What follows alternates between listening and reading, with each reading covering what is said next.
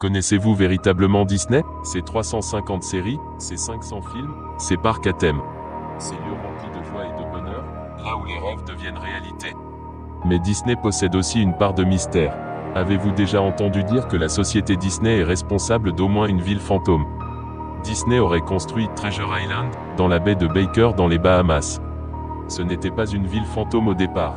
En effet, les navires de croisière de Disney devaient s'arrêter à la station et y laisser des touristes pour se détendre dans un environnement luxueux. Disney a dépensé 30 millions sur place. Oui, 30 millions de dollars. Pour ensuite l'abandonner, sans aucune raison officielle. La véritable cause, c'est le palais de Mowgli.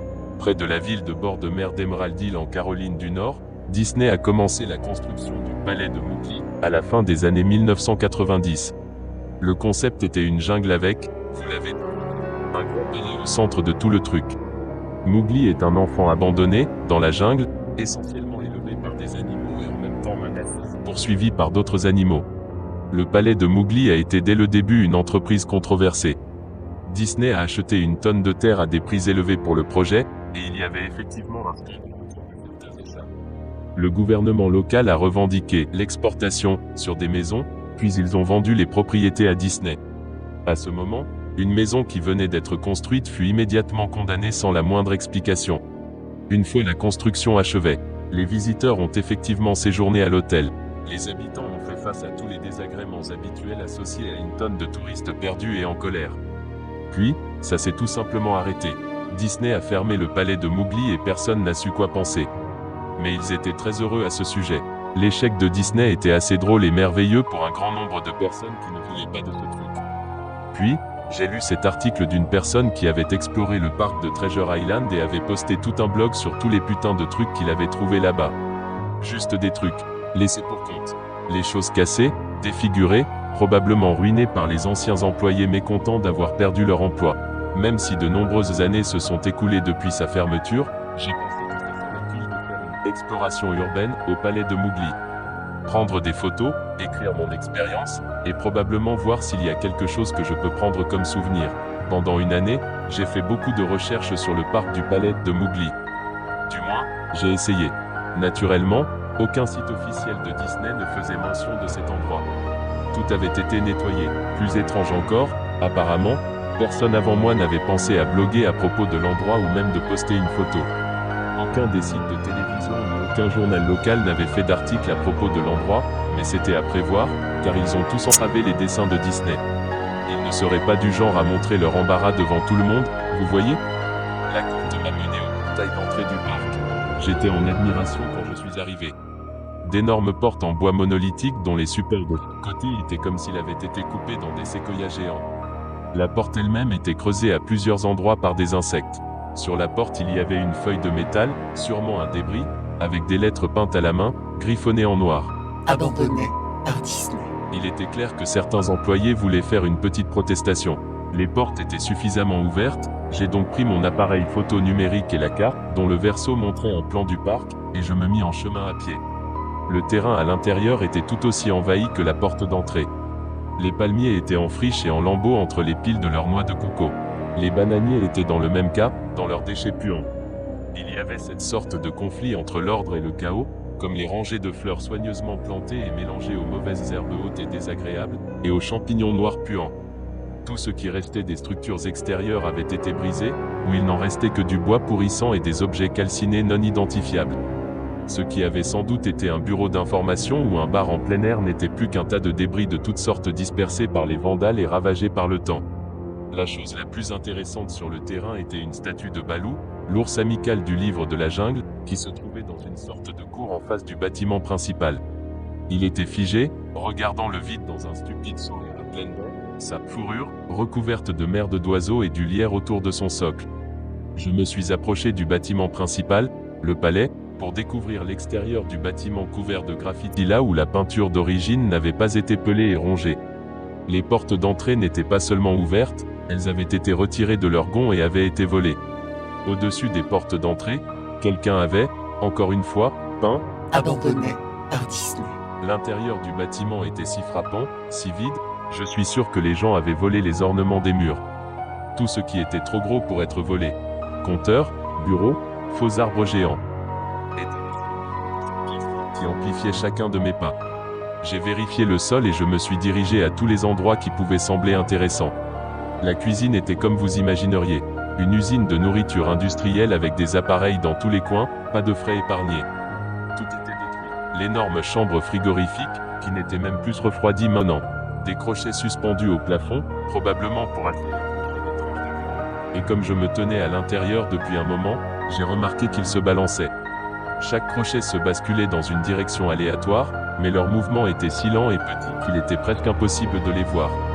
J'ai supposé qu'ils étaient causés par mes pas, alors je me suis arrêté et j'en ai pris un dans mon poing, puis je l'ai lâché. Mais en quelques secondes il a recommencé à se balancer une fois de plus. Ce qui est étrange, c'est que les toilettes et les lavabos étaient tous mouillés, ou coulaient librement. Il me semble pourtant qu'ils avaient dû fermer les robinets il y a très longtemps. Il y avait beaucoup de chambres dans le parc, mais naturellement je n'ai pas eu le temps de toutes les regarder. Le peu que j'ai vu était toutes pareilles, inondées, et je ne m'attendais pas à trouver quelque chose là-bas. En fin de compte, j'ai pensé qu'il devait y avoir une télé ou une radio dans une des chambres quand il m'a semblé avoir entendu une légère conversation à l'intérieur. Bien que ce fût comme un murmure, sans doute ma propre respiration en écho dans le silence, ou simplement le bruit de l'eau qui coulait et jouait dans mon esprit, ça ressemblait à ça. Je ne le crois pas. Non, Je ne le savais pas. ton père te l'avait dit.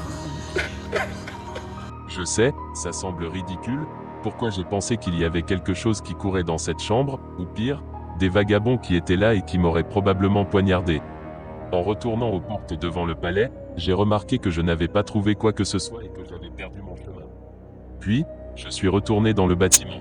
Je cherchais un endroit pour m'asseoir, mes jambes étaient un peu comme de la gelée à ce moment-là.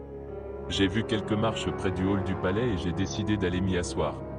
J'ai tiré une pancarte de métal du mur, encore une fois marquée « Abandonné par Disney. J'étais habitué maintenant. J'ai posé la pancarte sur les escaliers et je me suis assis dessus pour rester plus ou moins propre. Plus bas, les escaliers descendaient à un autre niveau. J'ai utilisé le flash de mon appareil photo comme une sorte de lampe de poche improvisée.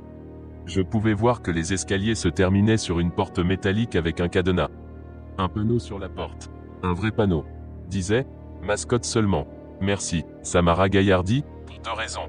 D'une, une pièce seulement pour les mascottes aurait sûrement quelque chose d'intéressant. De deux, le cadenas était toujours en place. Personne n'était venu là. Pas de vandales, ni de pillards, personne. Eh bien, il ne m'en a pas fallu beaucoup pour briser la plaque de métal sur le mur où le cadenas était accroché. Le temps et la décomposition avaient fait la moitié du travail pour moi, et j'étais capable de suffisamment plier la plaque de métal pour en tirer les vis du mur, quelque chose à quoi personne n'avait pensé, ou n'avait pas été en mesure de faire à l'époque. La zone des mascottes était un changement surprenant et très bienvenu par rapport à ce que j'avais vu. D'une part, toutes les 2 ou 3 secondes, des lumières fluorescentes s'illuminaient, même si elles clignotaient et s'éteignaient au hasard, qui donnait une atmosphère pesante et stressante. En outre, rien n'avait été volé ou cassé, même si le temps avait vraiment fait des ravages. Les tables avaient des bloc-notes et des stylos, il y avait des horloges. Même un punching clock sur le mur, complètement rempli de cartes. Les chaises étaient dispersées autour et il y avait même une petite salle de repos avec une vieille télévision pleine de parasites et plein d'aliments pourris et de boissons sur les compteurs. C'était comme ces films apocalyptiques où tout est laissé en l'état après l'évacuation. En allant plus loin, les bureaux et tables avaient été renversés. Les documents dispersés étaient presque fusionnés avec le sol humide, et un grand tapis miteux rattrapait lentement le revêtement cramoisi du sol. Tout était pisté. Tout le bois s'était désintégré en bouillie. Des vêtements étaient suspendus à des crochets dans l'une des chambres, ils seraient tombés en lambeaux si j'avais essayé de les décrocher. Une chose qui m'a ennuyé, c'est que la lumière se faisait de plus en plus rare à mesure que je descendais dans les profondeurs humides, suffocantes de l'endroit. Finalement, je suis arrivé à une porte rayée de noir et de jaune avec les mots « Prep personnage 1. » Je supposais que c'était là qu'ils gardaient les costumes, et je voulais absolument une photo de ce désordre puant, tordu. À l'intérieur, la chambre était complètement sombre, noire comme de la poix. J'ai utilisé le flash de l'appareil pour trouver un interrupteur, mais il n'y avait rien. J'ai été tiré de mon excitation par un fort buzz électrique. Une rangée de lumières s'est soudainement allumée, vacillante et clignotante. Il m'a fallu une seconde à mes yeux pour s'adapter. Il semblait que la lumière devenait de plus en plus forte, peut-être jusqu'à ce que toutes les ampoules explosent. Mais au moment même où j'ai pensé qu'elle pourrait arriver à cet état critique, les lumières se sont obscurcies. La pièce était comme je l'avais imaginé. Divers costumes de Disney étaient suspendus au mur, tous les uns à côté des autres comme d'étranges cadavres de cartoon pendant par des cordes invisibles. Ce que j'ai trouvé étrange, c'était un costume de Mickey Mouse placé au centre de la pièce. Contrairement aux autres costumes, il était couché sur le dos comme une victime assassinée. La fourrure sur le costume était pourrie et mitée, ce qui formait des trous. Ce qui était encore plus étrange, cependant, c'était la coloration du costume. C'était comme une photographie négative du vrai Mickey Mouse. Noir à l'endroit où il devait être blanc et blanc là où il devait être noir. Ses vêtements rouges étaient bleu clair. La vue était assez rebutante pour que je finisse par photographier la chose. J'ai pris une photo des costumes accrochés au mur. J'avais un angle assez effrayant d'une rangée entière de visages de dessins animés sans vie, putrides, dont certains avaient perdu leurs yeux de plastique. J'ai ensuite cherché la tête d'un costume de Donald Duck et l'ai soigneusement enlevé pour que la chose ne tombe pas en morceaux dans mes mains. Comme je regardais dans les grands yeux du masque moisi, un bruit métallique me fit sursauter d'effroi. J'ai regardé à mes pieds, et là, entre mes chaussures, il y avait un crâne humain. Il était tombé de la tête du costume et s'était brisé en morceaux. Il était resté fixé sur moi. J'ai laissé tomber la tête de canard, et je suis allé jusqu'à la porte. Vu que je tenais la porte, j'ai regardé en arrière le crâne au sol. J'ai dû prendre une photo de lui. Vous savez, j'avais besoin de preuves de ce qui s'était passé, surtout si Disney comptait le faire disparaître. Je n'avais aucun doute dans mon esprit, dès le début. Même si c'était juste une sale négligence, Disney était responsable de cela. C'est alors que Mickey, comme une photo négative, le Mickey au milieu du sol, a commencé à se lever.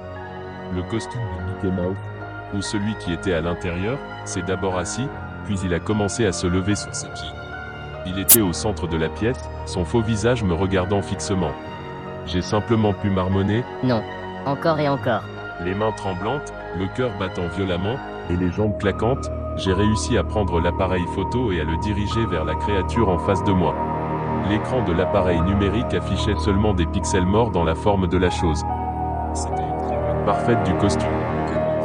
Pendant que l'appareil photo bougeait dans mes mains tremblantes, les pixels morts se déplaçaient, barrant l'écran. Le contour de Mickey s'était déplacé. Et puis, l'appareil photo est mort. L'écran s'est figé, est devenu noir, et s'est éteint. J'ai levé mes yeux une fois de plus vers le costume de Mickey Mouse. Et, dit-il d'une voix étouffée, pervertie, mais parfaitement fidèle à celle de Mickey Mouse, Hey! You wanna see my head come off? il a commencé à tirer sur sa propre tête, la faisant craquer, ses mains gantées autour de son cou, se griffant avec des mouvements impatients, similaires à ceux d'un homme essayant de se libérer ou d'échapper aux mâchoires d'un prédateur. Quand il les a plantées autour de son cou, Tellement de sang. De sang tellement épais, jaune. je me suis retourné alors que j'entendais la chair se déchirer avec un bruit écœurant. Je vous laisse.